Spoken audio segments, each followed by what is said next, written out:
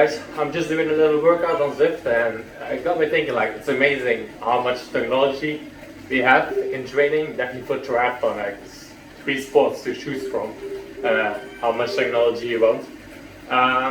But there's one bit of technology I want to talk about today, because it might not be as good as you think it is. I have some thoughts on a certain app, and it's probably the most popular app out there, Strava. So let me first finish this workout and then I will talk to you. Strava is now by far the most popular training app out there. Definitely during the lockdown, a lot of people have downloaded it. At least that's what I could see personally with my friends. A lot of them downloaded it and are using it till this day.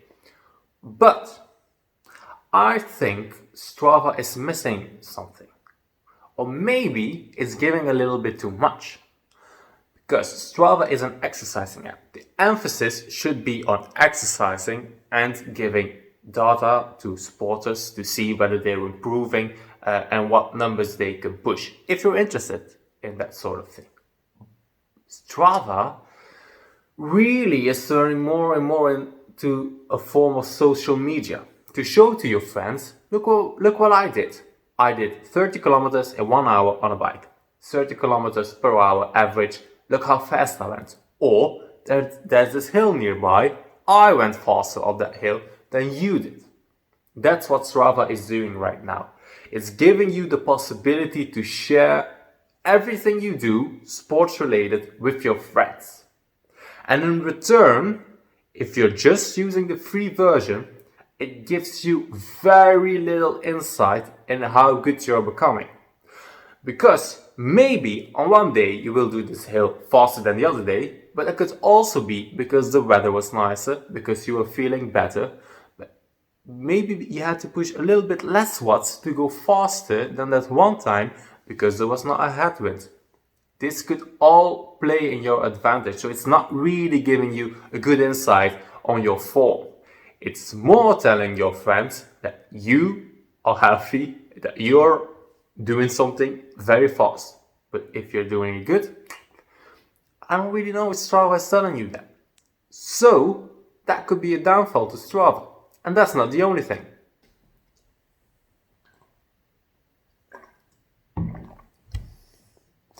Ask any athlete out there, how would you summarize your training? They will say that 80 to 90% is at the lowest possible effort.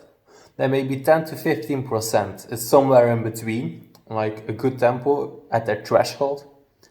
And then only 5%, maybe 10% is at max effort. With Strava, if you're quite addicted to the app, that won't matter to you. Because you want to show your friends that you went very fast for a very long period of time at your best effort. You want to grab those KOMs. So if you should be training slowly, like every trainer out there will tell you that you should be training slowly for most of your trainings, you can't do that if you want to show your friends you're fast or if you want to grab a KOM or do better on a KOM than your friends. And with this social media thing that is popularizing, that's a difficult word for a non-native speaker, that is popularizing the app, Strava. They have like this weird thing, like it's a hybrid between Facebook and Training Peaks, you could say, or any other training app out there. Really, by doing that, they're making people who do not realize what good training is, train in a bad way. Because they won't realize that going hard all the time is very damaging to your body. And that's why Strava probably isn't the best app out there.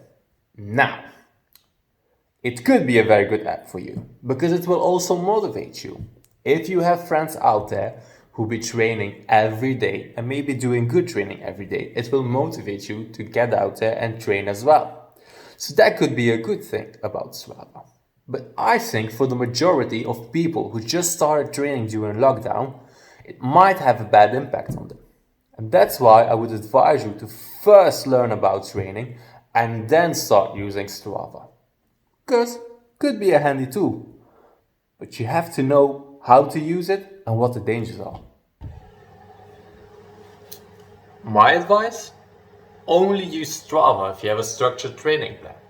Because if you have a structured training plan, it would mean that you know what you're doing. If you just go out there and train, there will be a lot, but a lot of temptation to go after that km and go too hard.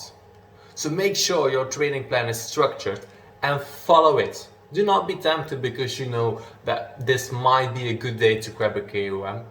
If it just is an easy day. If it's an easy day, it's an easy day. It's not a day to grab a KOM. So don't do it. If it's a hard day and your interval falls together with a KOM, then by any means, go for it. Or if you're just doing some sort of fartlek training, really, if that's a KOM, go for it. But only if that was the assignment you gave yourself before you went out. If it's not the case, then just don't do it. So, for Strava, download it by any means. But think about the dangers when using the app. And maybe this does not apply to you and only to people like me who have kind of a frail ego and want to impress other people. But maybe I just gave you some advice that could really help you. And if that is the case, maybe you should like and subscribe.